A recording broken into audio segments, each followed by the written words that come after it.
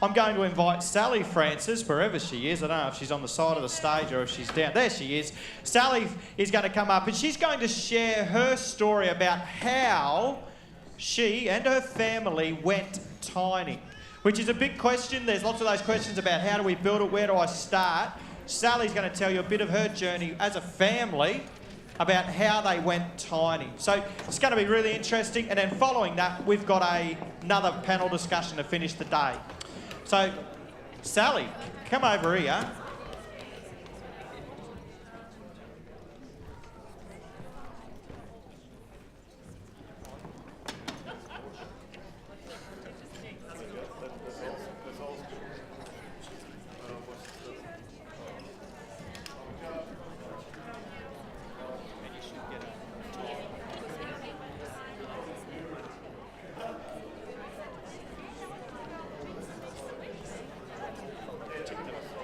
All right. Hey, just what I might get you to do, if all of the people along that wall there are hoping to catch up with Bryce, I might ask Bryce just to move out that way, only because we can't have people standing in the aisles because of just the fire hazard. So if you want to sit down, it would be great. We just prefer you to do that rather than stand in the aisles. Now, Sally, this is the trick question to get you started. Can you name all your children? Okay, tell us their names. Ruby and Isla. Ruby and Isla. That's right. Beautiful work. Welcome, Sally.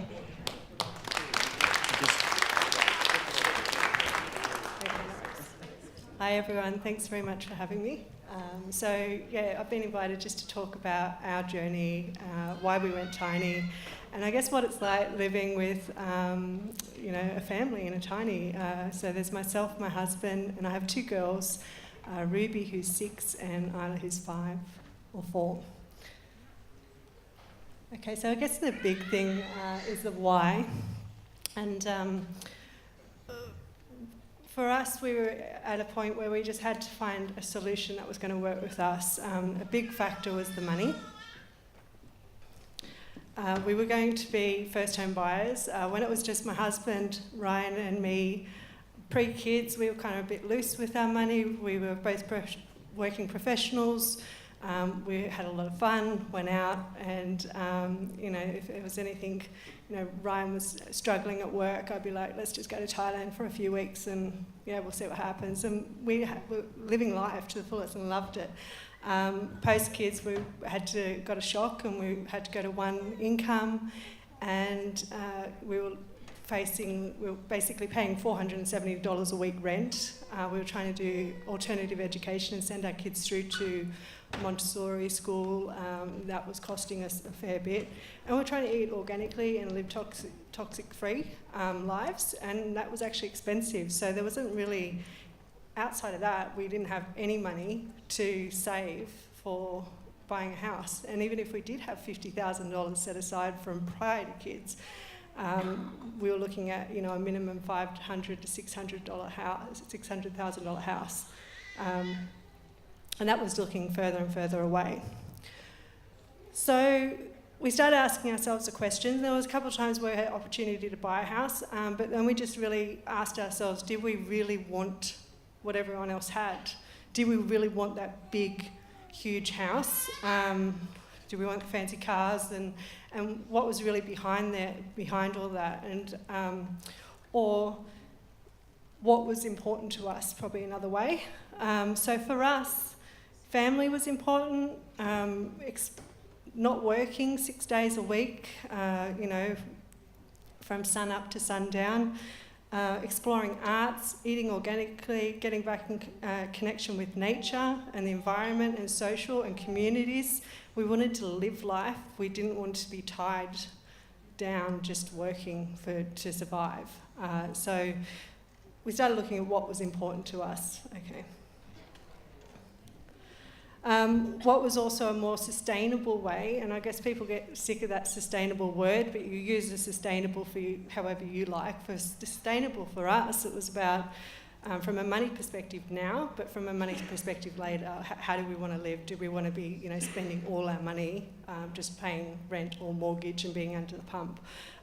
What do we want to do in regards to the environment? How do we want, what's our impact on the environment? So for us, this is an interim step that allows us to save money until we are then able to build our own house. And when we're looking at building our own house, we'll be looking at saving for land and building a small sustainable build. I'd like to build an earth-rammed house or a hempcrete house, but something that we can do like the traditional ways where they started with the simple block and then they add on to it from the materials that you've got. It's not going to send us into debt to do it. And then our family values. So, how do we want to live, and the choices that we make, are they in line with our family values about spending time with each other? I always say to Ryan, I could just go work on the mines and we could save up some money and then we could get into that house, we could do that. And I guess I've always put a stop to that in a sense and just said, well, what sort of life are we living if we're always trying to live for something that might not come?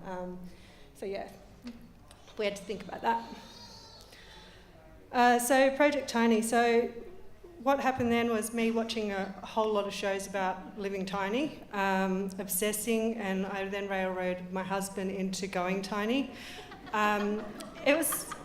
He actually said to us prior to kids that he'd like to live in a houseboat, and I was like, no, I don't think so. And even when we did have kids, no. And it was funny because when I said to him, I've got the answer, we're going to go tiny, he was on the back foot and didn't want to do it. So I just kept going at him until we decided to do it.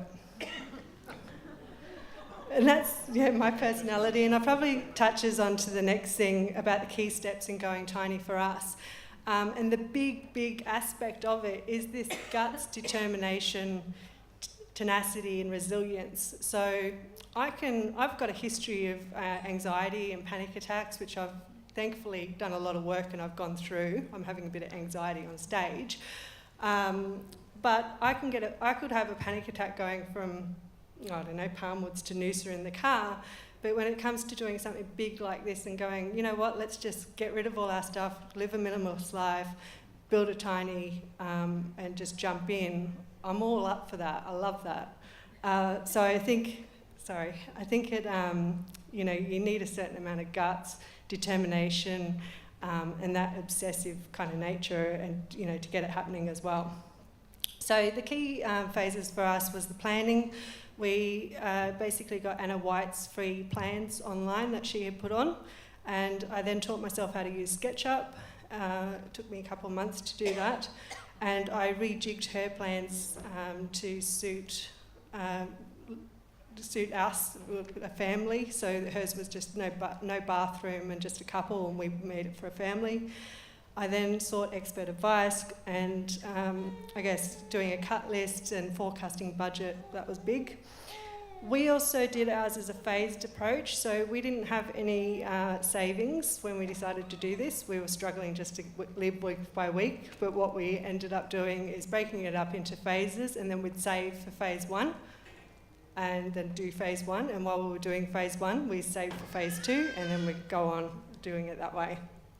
So it's big risk, and then, just going through the, asking for help. So initially I actually did do a GoFundMe, and it was a GoFundMe in a different way. I offered services in exchange. So I had studied my permaculture design certificate, I was doing yoga teacher training, but I'm also a systems and business analyst and website designer, so I tried to do some service swaps that way. And I think it, there wasn't really a lot. My sister was putting a bit of money in there, so she helped fund some windows.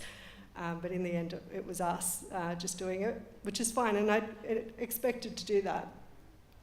So I guess the big things in doing it for us were the cost of materials. So we did a detailed budget and forecast. Now, I have budgeted between 25k and 35k for this build to be done.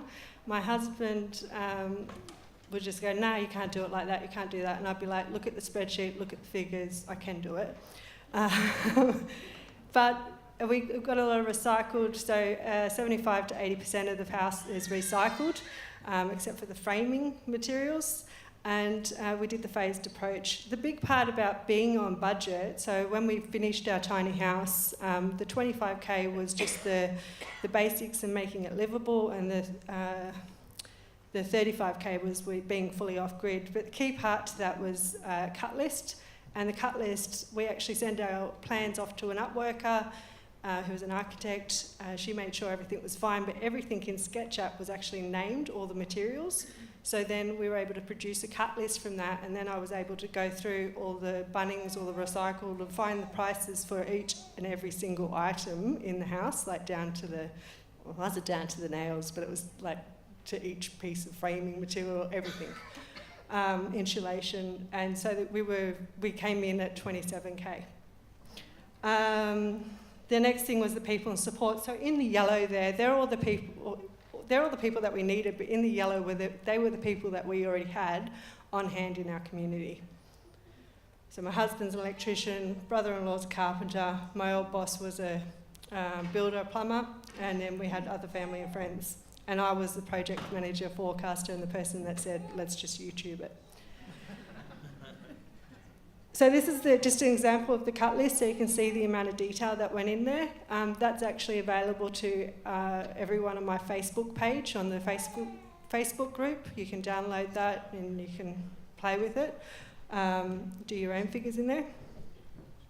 The next thing is the mindset to going tiny. So having the background in anxiety, one of the things that did come about when we had children is just having clutter around the house made me feel more anxious and made me feel a little bit more overwhelmed. So we already started down that minimalism route where I had less stuff, and we don't have like full clean white benches and nothing on the sink. It's just, I got rid of things like I'd stopped drinking 6 years ago.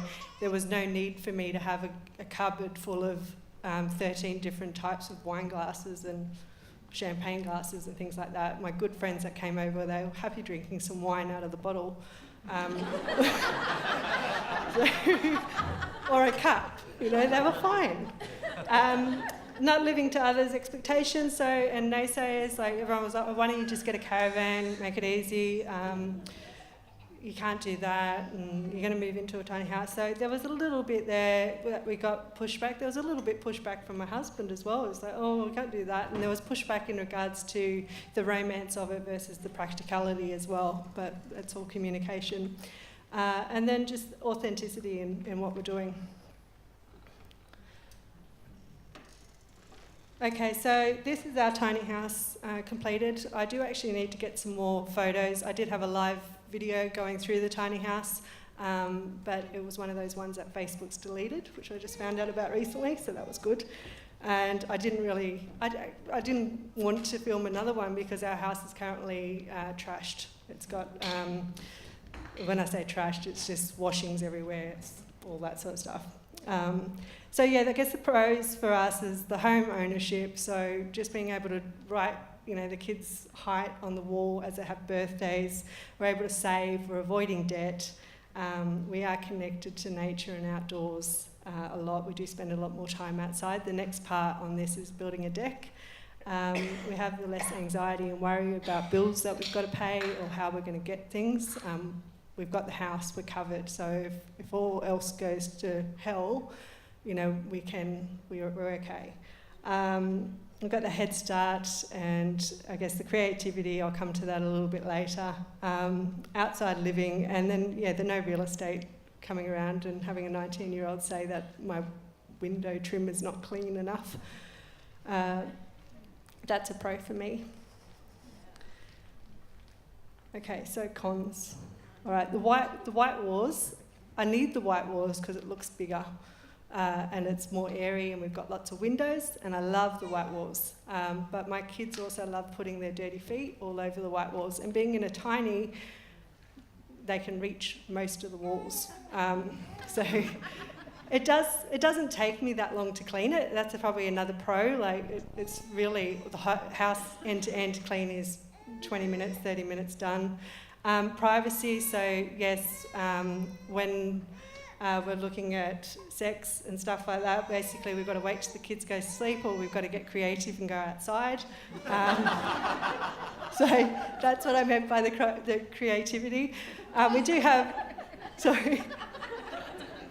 we do have like a little, what is it? Like it's an IKEA sort of, I don't know, where our clothes go, and that's kind of like a mid-line wall that's there. So yeah, if you don't get too saucy, you're okay. Kids trashing the joint. So really, like, it doesn't take long to, mess up, and but it doesn't take long to clean either. So that's that. The outcome. Okay. So through our journey and us doing this, what it has meant for us is, one, I quit my job. I was working in a job where I felt like I was a little bit trapped, and it was the first time in my life that I've ever stayed in a job. But I had the kids and I had my husband. He had his own business, and I thought, I just got to work. But I ended up quitting my job, and during this process, I actually was able to live more authentically. One of the big things that was happening for me is that on one side I'm a systems analyst and process analyst and a website business corporate person, and then on the other side I love permaculture and the environment, sustainability and arts, and I was wearing these two hats, and when I was posting things I didn't really know, do I post this as my corporate person or do I post this as my hippie person? I was getting a bit confused. So I've started living a little bit more authentically in this process. We're a lot more socially environmental conscious. We've got a head start. We've got a sense of community. When we went out and we wanted to find where we were going to put our tiny house, then we had a choice between 7 people that we actually interviewed, and there were so many people out there that wanted to be part of this community. So we had the space and time to develop ideas. So for me, this is about living authentically. I finally had space created around me where I didn't have to stress about everything and just getting through, that I actually was able to come, have ideas that further served community and myself. And these ideas came to fruition. So out of that, Earthfully Minded was launched, and Feel Good food boxes. So Earthfully Minded was about helping social impact businesses create more of an impact by helping with their systems and their processes. And Feel Good food boxes was a way of how can I create more of a social impact. And what we do there is we basically provide organic and chem-free or synthetic chem-free fruit and veggies box system, and we do it on an income tier basis. So for every every market value box that we subscription that we sell, we then supplement a low to medium income household subscription. So it makes organics more affordable. So you'll find people who are on a medium income, they get 15% off. For people that are on a lower income, they get 40% off. So it's actually the same amount. But I guess going tiny and our whole journey actually allowed me to have that space and creativity to think of something like this. So that was important for me. So I should have mentioned that we decided to go tiny on a truck. And the reason why we did that is because to go for a trailer, we would have been looking at 25 to 30K just for the trailer. We bought the truck, which is a Volvo 7.5 metre tray. We bought it for $5,000. And then, and it's a good truck, it goes. The other picture here that you see down the bottom, that was Rob's studio trucks, and I originally called Rob's studio truck in Melbourne. He's like one of the original guys that used to build tiny houses on trucks, and I was asking him, I'm like, well, how much would it be to get you to build one and bring it up to Queensland? What would we do? And he just said to me, why don't you build it yourself? And I was like, really? And then we kind of, that's where we went, you know what, we can do that. So these are the plans that were based off Anna White's designs and that I finished in SketchUp. So you can see that for a family, we've got, our front door. Actually, I see where oh, there you go. Sorry. We've got our front door where you walk through, and a corner lounge here, and then we've got stairs that go up to the loft. We've got a big, long kitchen bench here. It's actually one of the biggest kitchens that I've actually lived in, and so it's fantastic. I love it. And up the staircase to the kids' loft. The staircase has all our clothes storage, so the kids have 3 cubby holes each for their clothes. They also have 3 cubby holes together for their toys. So this has been a big thing for the kids too, learning that attachment to stuff is not really required. The gifts that we get given are things like experiences. And when it comes Christmas time and birthdays, it's about, hey, what have we got that we don't use anymore that we can take out and give to someone else that doesn't have something. So there's this constant giving and this constant, and that's normal for them. Yeah, thank you. It's a really good thing to have. Okay, and then our bathroom, so in that bench too, we also have a roll-out piano. So it's about finding what's important for you. So a full-size electrical keyboard for us was important. We have it under the bench that rolls out, and we've got our piano in the house, which is good. In the bathroom, we actually have a decent-sized bathroom, and I have a clawfoot bath in the bathroom because that's what's important for me. I think it's beautiful. I love it. My husband argued with me for ages about it. I can only just fit in, but I stick to my point that I use it. And so I now have to use it just to make sure, but it's good for the kids. What else? Okay, so this is the loft, so pretty straightforward. The kids sleep together. We have this usual, we have the usual shit that happens in a normal house. The kids still, will stay up and play with each other when they're sleeping together. Sometimes we have to separate them. Better be careful, they just walked in. And, they learn how to respect each other's space, and they have a great time in there. These are just some of the 3D images of our tiny house. One of the things there that we did do, I actually built the round windows, and I just loved round windows, but I couldn't find ones that opened up, and I wanted them to be as escape routes in case of a fire or things like that. So I actually found a few people that can help me online, and I kind of fumbled through. I got the boys' help. I wouldn't say they're perfect, but we did them, Ryan found a whole lot of, actually this will come through. So this is us moving from our 3-bedroom house to the site where we decided to build the tiny, and everything we took with us is on the tiny. So we'd already spent probably 6 months or longer to downsize and start getting into that mindset about living with less. And where we moved, where we were building a tiny, was into a 2-bedroom studio apartment that was furnished as well. So, the framing was interesting. So Ryan and I, we actually didn't have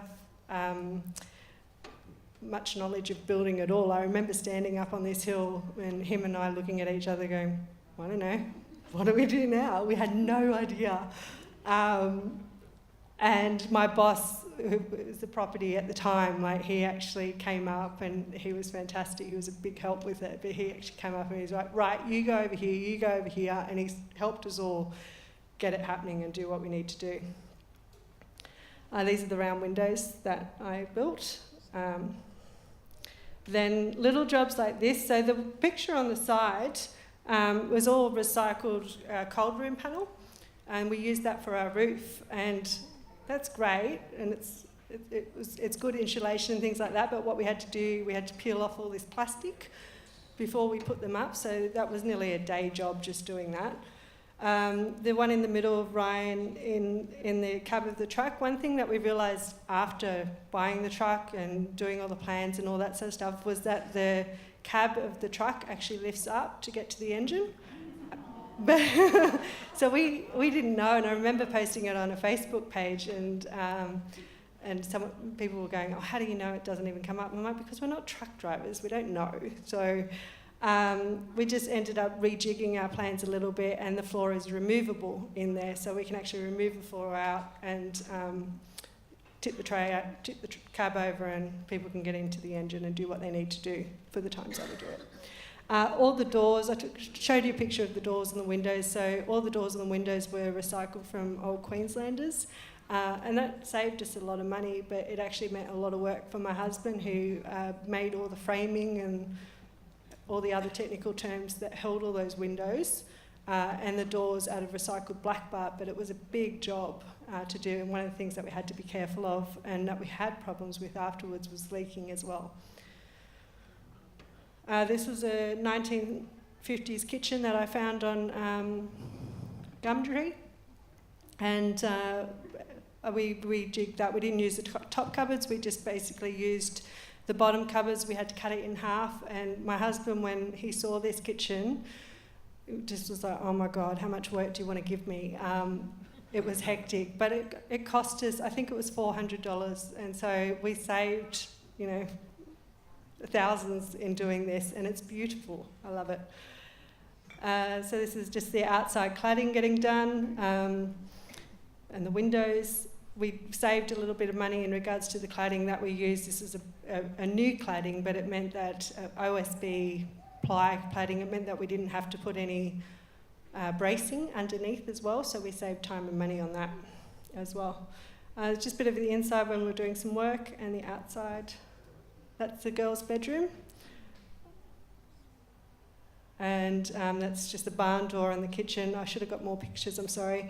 And the bathroom, where we recycled an old hallway hatch and made that into the vanity.